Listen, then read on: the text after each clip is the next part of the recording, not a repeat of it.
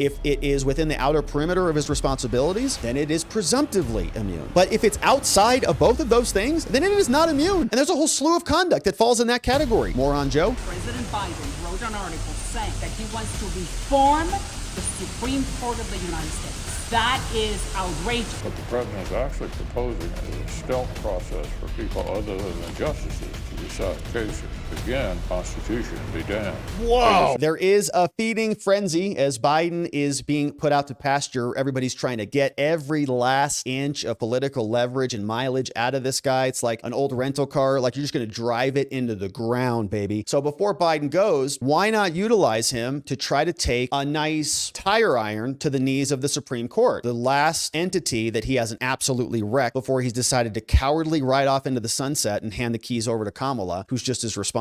So he came out with this post. He certainly didn't write it. We don't even know where he is or who's in charge. Evidently, it's Kamala. But here's what Biden or someone on his team wrote. They said, you know, the nation was founded on a simple yet profound principle. No one is above the law, which is a pretty stupid thing to say. Is that what the nation was founded upon? Is that like in the Declaration of Independence or something? Not the president of the United States, not a justice on the United States Supreme Court, but Joe Biden is. So today, I'm calling for 3 bold reforms to restore trust and accountability to the court and our democracy, which means to rig it in favor of Democrats. 1, no more immunity from crimes a former president committed while in office, which is a constitutional concept, Joe. Term limits for the Supreme Court justices, also a constitutional requirement, and a binding code of conduct for the Supreme Court. Now, read more about how these actions would strengthen the guardrails of our democracy in this Washington Post article, which of course we'll do, just to show you how ridiculous it is. Now, it's dead on arrival, all right? Everybody is saying it's not going to happen. We know that Republicans will not allow it to happen. Mike Johnson says it's dead on arrival at the House, says Biden's proposal to radically overhaul SCOTUS would tilt the balance of power, which is exactly what they want, and erode not only the rule of law, but the American people's faith in our system of justice. Says this proposal is the logical conclusion to the Harris-Biden administration and the congressional Democrats' ongoing effort to delegitimize the Supreme Court. Their calls to expand and pack the court will soon resume, and we know that. Now, it is telling that Democrats want to change the system that has guided our nation since its founding simply because they disagree with some of the court's recent decisions. This dangerous gambit of the Biden-Harris administration is dead on arrival in the White House. And that's great news, obviously. And a lot of this, I think, would require a constitutional amendment, although they're going to argue that it does not. Here is what Joe Biden apparently wrote. He says, here's my plan to reform the Supreme Court and to ensure no president is above the law, except Joe Biden. This nation on a simple but yet profound principle. No one is above the law. And it's curious because we have a whole constitution and it's not really, we have other things like due process and free speech in there and a lot of different, very powerful concepts, but I don't really what is his source for that? Like, we need a citation on that. But the Supreme Court's 6-3 decision, which was based on the Constitution, which was the founding document, they say the president has broad immunity from prosecution, which just like all other elected officials have, which means there are virtually no limits on what a president can do, which again is fake and false. Didn't even read the opinion. The opinion says if it is clearly within the bounds of the president's duties, then it's constitutionally allowed. So we want that to be the case. If it is within the outer perimeter of his responsibilities, then it is presumptively immune. But if it's outside of both of those things, then it is not immune. And there's a whole slew of conduct that falls in that category. More on Joe. The only limits will be those that are self-imposed by the person occupying the Oval Office. Not true at all. Now, if a future president incites a violent mob to storm the Capitol and stop the peaceful transfer of power, which is not what happened at all, there may be no legal consequences. It's not what happened at all. That's only the beginning. It says, on top of dangerous and extreme decisions that overturn settled precedent like Roe versus Wade, this court also has an ethics problem. And so I served as a senator for 36 long, painful years. I've seen a lot of different things. And so this is why I'm calling for the following. I'm calling for a constitutional amendment. Not going to happen. Not even close. This country's not agreeing even remotely close to anything like this, called the No One is Above the Law Amendment. It would make clear there's no immunity for crimes a former president committed while in office. That's already the case, but it's got to actually be a crime. It can't be protected conduct. I share our founders' belief that the president's power is limited, not absolute. Nobody's disagreeing with that. We are a nation of laws, not of kings or dictators. Well, then why do you keep ignoring the Supreme Court, who've said you can't do certain things with the student loans? You don't care. Second, we've had term limits for president for 75 years. We should have the same for justices. Going to need an amendment, and we have one for presidents. The U.S. is the only major constitutional democracy that gives lifetime seats to its high court. Term limits would help ensure that the court's membership changes with some regularity. That would make timing for court nominations more predictable and less arbitrary. It would reduce the chance that any any single presidency radically alters, there might be some good argument for term limit. Third, I'm calling for a binding code of conduct. Now, this is common sense, which means it's not. The court's current voluntary ethics code is weak. Justices should be required to disclose gifts. Every other federal judge is bound by that. Oh, they're not Supreme Court judges. All three of these reforms are supported by a majority of Americans, and I want to thank the bipartisan committee for doing this. We can and must prevent the abuse of presidential power and strengthen this in America. No, it's above the law. In America, the people rule. No, we don't. Give me a break. What people? You just got thrown out of your butts by Nancy Pelosi, Hakeem Jeffries, and Disney princesses. Not a single Democrat voted for Kamala Harris. She's in charge of the Democratic Party right now. No one even likes her. So it's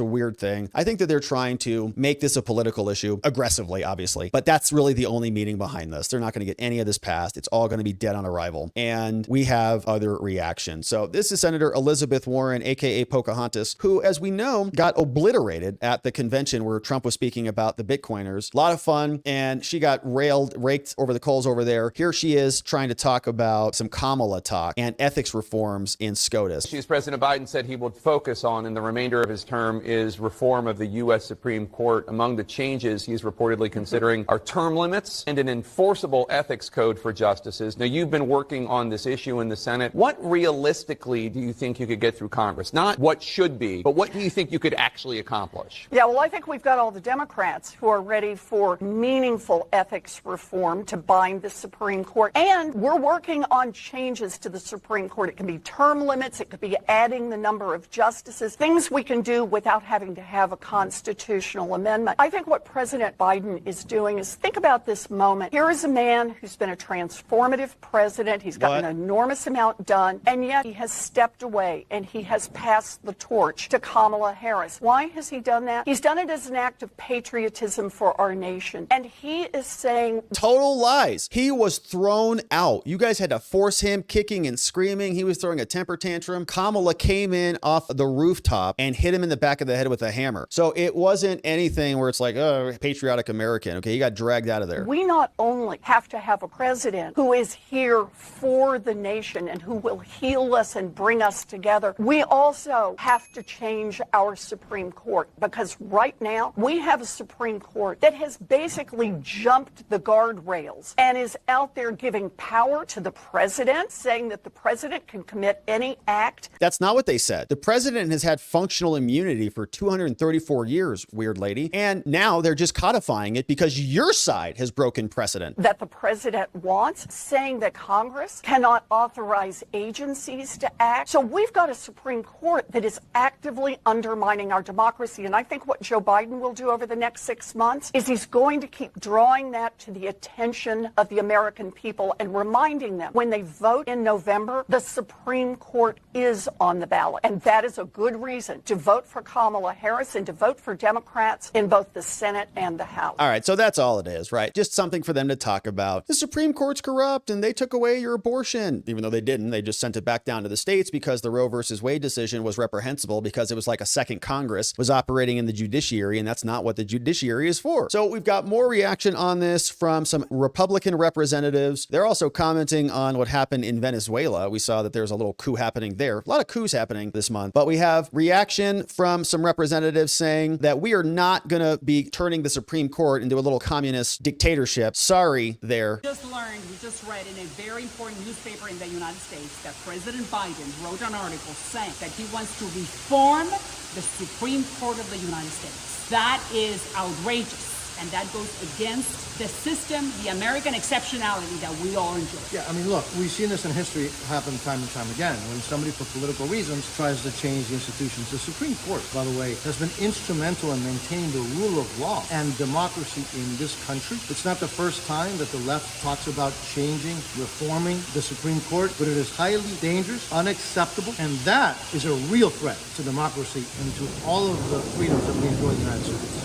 We had a great example of the threats. Oh my gosh. I think that's Carlos Jimenez. That's the guy who was on the roof, 70-year-old congressman on the roof saying it's not even that slopey. Unlike Cheadle's sloped brain. He can stand on regular ground too and probably even walk up those stairs. Unbelievable. To democracy yesterday when the Maduro regime invalid an election and stayed or tried to stay in power. What's the first thing that Hugo Chavez did when he became president 24 years ago? He actually reformed the Supreme Court of Venezuela, so he made things legal for himself. So what are they doing today? They're using that same court system to put in jail the main opposition leader, Maria Corina, and claim that she's been conspiring with Northern Macedonia. Touching the judicial system is one way to maintain power.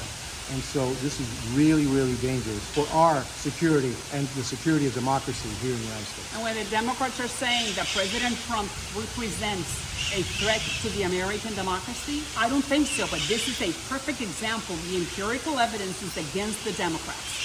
Because the President of the United States is saying that he wants to change the democracy. Not President Trump, but President Biden. So be very careful, because touching the Supreme Court is touching the core of the American system. Which is exactly what they want, okay? They've already commandeered the FBI. They have total control over the DOJ. CIA is working literally with people like Anthony Blinken and the Biden administration to install him by writing propaganda letters that they spread around throughout the media. Here is what the Senate sounded like. This is a Democrat. We'll listen to him before we hear from McConnell. This is what Durbin had to say about all this. It is time for change. President Biden is saying that today. I'll study his detailed suggestion, but I certainly agree with him that the 9 people serving on the U.S. Supreme Court should not be treated differently than any other federal judges when it comes to transparency and accountability for their actions. If the court is going to have any credibility when it comes to its integrity, it must reflect that in its actions. Receiving and failing to report gifts of that magnitude is an embarrassment to the whole nation. The Republicans should get on board a bipartisan effort. We passed an ethics bill in the Senate Judiciary Committee. It was authored by Senator Whitehouse of Rhode Island. It's pending on the calendar. It should be called this year. Sooner the better. An ethics code on the Supreme Court. Okay, so speaking of term limits, we have Senator Dick Durbin and also Senator Mitch McConnell. They decided to eliminate the Supreme Court as we know it. Sometimes even Mitch McConnell can hit one. They decided the time has come to eliminate the Supreme Court as we know it. In his op-ed, the president says he wants term limits, his own justice. Never mind what the Constitution says. Never mind the advice and consent role of the Senate. President Biden and his leftist allies don't like the current composition of the court, so they want to shred the Constitution to change it. He wants what he calls an ethics code. That already exists. What the president is actually proposing is a stealth process for people other than the justices to decide cases. Again, Constitution be damned. Whoa! They decided the Okay, so McConnell, he's pretty angry, as you can see. Constitution be damned? Whoa, Mitch. Calm down over there, all right? We don't want anything else to happen to you over there. No more aneurysms. All right, so that is what's happening with the Biden administration. They hate anybody who does not automatically fall and come to heel under their administration. So they're going to try to wreck the Supreme Court, just like everything else they've wrecked. Nobody trusts the DOJ anymore. FBI is a joke. CIA is a joke. So why not make the Supreme Court also a joke? That's their efforts. But fortunately, going to be very difficult for them to do that because our founders, in their endless wisdom, made that process very hard so that spineless, waffling politicians like Joe Biden and Kamala Harris can't continue to do this. We're going to be here continuing to cover this and more, my friends. Thank you so much for joining us. Thank you so much for subscribing to our channel. Wherever it is you're watching this, we'd love to see you back here. We go live 5 days a week here, same time. We'd love to see you back.